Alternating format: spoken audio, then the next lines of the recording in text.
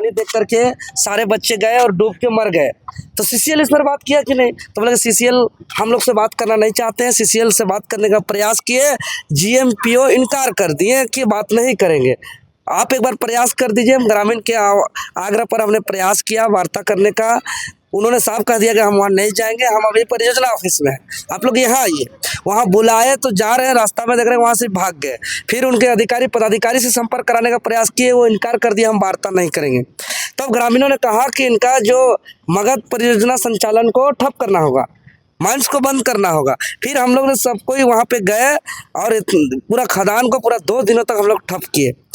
लेकिन फिर भी जीएम और पीओ कितना बड़ा खुद को गुंडा माफिया समझते हैं, अंग्रेज से भी ज़्यादा क्रूर समझते हैं ये लोग।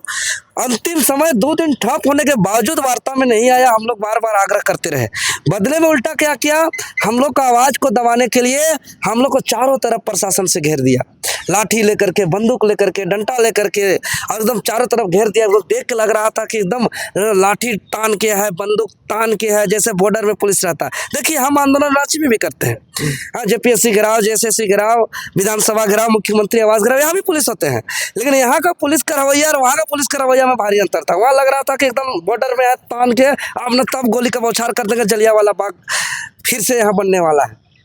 और इस तरीके से आखिर बताइए कि वहाँ जिसके ज़मीन पर कोयला निकाला जा रहा है, अब उन लोगों से बात करने के बजाय ये सीसीएल के जीएम पीओ ये पुलिस गोली लाठी डंडा क्यों? और जब फिर भी हमने पूरा तर्क के साथ एकदम तरीके से, चूंकि मेरा अनुभव है आंदोलन का, हम आंदोलन इतना अनुभव से, इतना तरीके से, इतना संवैधानिक तरीके से करते हैं कि हमको आसानी से अटैक नहीं कर सकता है पुलिस। हम साफ साफ कहें, हम एक बात तो कहे कि हमारा आंदोलन करना लोकतांत्रिक अधिकार है, ये मेरा फंडामेंटल राइट है, हम कर सकते हैं।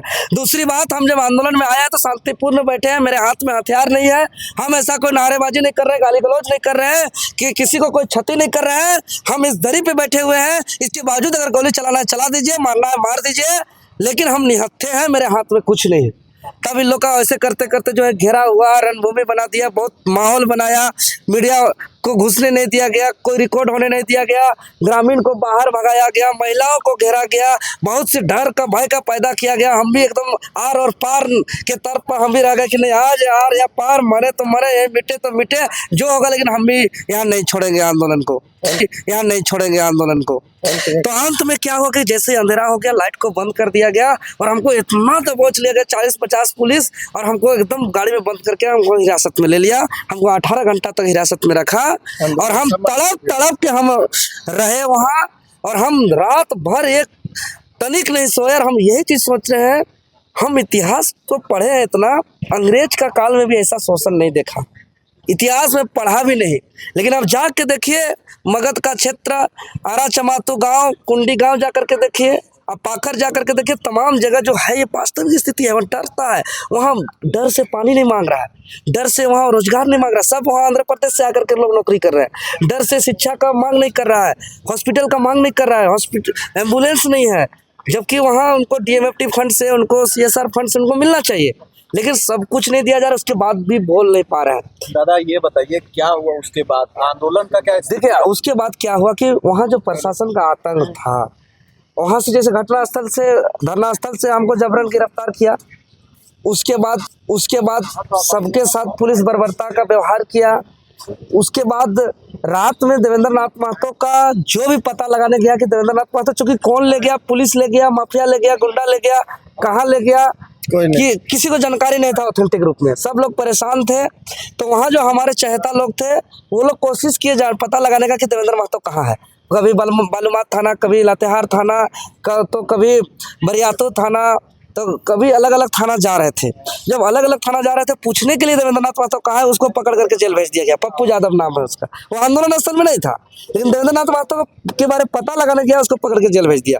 सूरज जी एक है जो आंदोलन स्थल में, उसको गिरफ्तार नहीं किया, लेकिन जब हमारा पता लगाने गया अलग अलग थाना कि हम कहाँ है, उसको पकड़ के जेल भेज दिया। 4 लोगों को ऐसा जेल भेजा। आप लोग क्या चाहते थे? अदालत तक लेके जाए? देखिए इस मामले को लेकर के हम महामहिम राज्यपाल तक प्रयास करेंगे ले जाने का, जी किशन रेड्डी तक ले जाएंगे, केंद्रीय कोयला मंत्री तक, क्योंकि ये लोग सिर्फ रैयतों के साथ अन्याय नहीं कर रहे हैं, ये सीसीएल के साथ भी अन्याय कर रहे हैं। ये लोग सीसीएल को भी नुकसान कर रहे हैं, ये सीसीएल को भी घाटा कर रहे हैं। आज इतना कोयला खत्म हो रहा है, लेकिन आज सीसीएल घाटा में है। आज सीसीएल घाटा में है, कोयला खत्म हो रहा है। क्यों? अगर 100 गाड़ी निकल रहा है तो सीसीएल का 10 गाड़ी है, 90 गाड़ी अवैध है। तो कोयला तो हमारा खत्म हो रहा है, लेकिन सीसीएल घाटा में है। आपका आंदोलन जो 2 दिन चला उसका क्या हुआ? अब तो जेल चल गए, फिर रिहा होकर रांची आ गए। वो ग्रामीण नहीं, हम यही ग्रामीण, चूंकि वहाँ गांव के भी 2 बच्चे को, हमारा साथी को जेल भेज दिया, कुल 4 लोगों को जेल भेज दिया गया। तो ये दमनकारी नीति- और दमनकारी नीति है। हमारा आवाज को दबाने का प्रयास किया गया। हम आप लोग के चैनल के माध्यम से हम जीएम साहब को, पीओ साहब को और एसपी साहब को मेरा यही संदेश है कि आप एक तिथि, समय, स्थान निर्धारित करके रैयतों से बात करें, वार्ता करें, संवाद करें।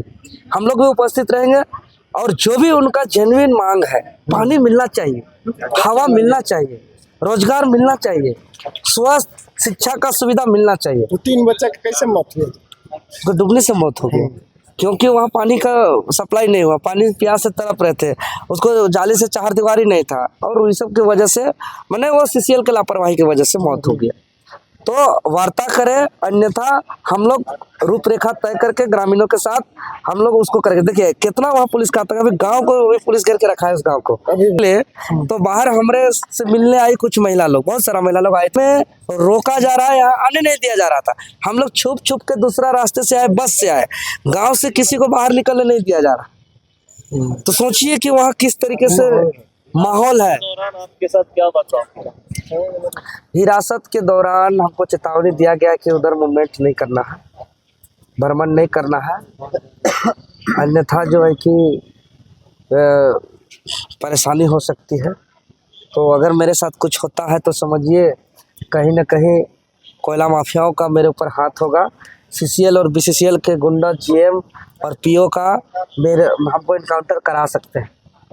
देवेंद्र दा, एक सवाल है, ये कहा जा रहा है कि जेल कैंप जहां भी बालू को लेकर, ये सब फालतू बात है, फालतू है, बकवास है, बिना मतलब का बात करते हैं आप लोग। जेल कैंप का सरकार में है, जेल कैंप का राजनीति करेगा, जेल कैंप का चुनाव लड़ेगा। अरे 3 बच्चा का मौत हुआ था महाराज, हम मिलने गए थे, एक ही परिवार से सभी 3 बच्चे का मौत हो गया। हम लोग पहले तक ऑफिस गए, कार्यालय गए। ये आंदोलन क्यों उत्पन्न हुआ, ये माहौल कैसे बना, आपको वहाँ का बात इतना देर यही ना बताया। पहले संपर्क किए, फोन से वार्ता करिए, नहीं वार्ता किया। पहले उसका ऑफिस गए, गए मिलने के लिए, नहीं मिला, भाग गया। तब ग्रामीण बोला कि अब आंदोलन करना है। आगे क्या? अब जाके जीएम को पूछिए, जाके आपके वजह से आंदोलन हुआ। रणनीति क्या है? अरे ये वो जेल कैंप का आंदोलन नहीं था, ग्रामीणों का आंदोलन था। हम लोग साथ सहयोग में थे, जेल कैंप का हम गए थे, लेकिन क्या लेटर जारी करके हम लोग कोई आंदोलन पूर्व निर्धारित कार्यक्रम था ऐसा आपका छवि तो जेल कैंप का ही है। नहीं है। लेकिन आप वहाँ का घटनाक्रम को देखिए, चलते रहे तो आवाज उठाने वालों को आरोप लगेगा पानी मांगना किसी के लिए अपराध काम है, शिक्षा रोजगार मांगना अपराध है, मेडिकल सुविधा अपराध मांगना है।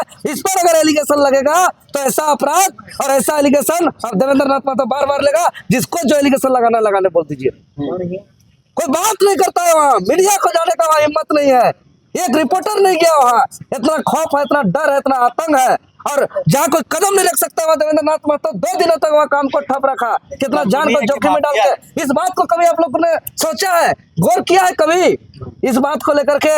अरे वो चीज करते हैं जो कोई नहीं कर सकता है, तो कोई कर नहीं पाएगा तो आरोप लगा दो, प्रत्यारोप लगा दो।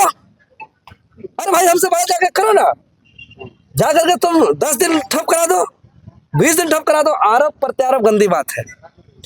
अगर आरोप प्रत्यारोप करने से अच्छा हम तो कहेंगे अन्याय के खिलाफ लड़ो, लड़ नहीं सकते हो बोलो, बोल नहीं सकते हो लिखो, और लिख भी नहीं सकते हो तो जो लड़ रहा है उसका मनोबल को मत तोड़ो।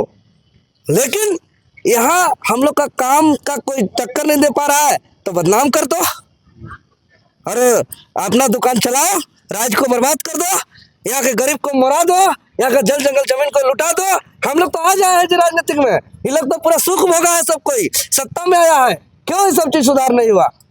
आगे आपकी कंप्लेंट सरकार से रहेगी जी, हम राज्यपाल जी तक पहुंचाएंगे इस बात को, केंद्रीय खनन मंत्री किशन रेड्डी जी तक इस बात को पहुंचाएंगे, हम राष्ट्रपति जी तक भी पहुंचाने का प्रयास करेंगे। पूरे इस बात मामले में जराम मतों से बातचीत हुई? पूरा बातचीत है, पूरे साथ है, हमेशा सहयोग में है, और जरूरत पड़ेगा तो शरीर भी है साथ में हमेशा।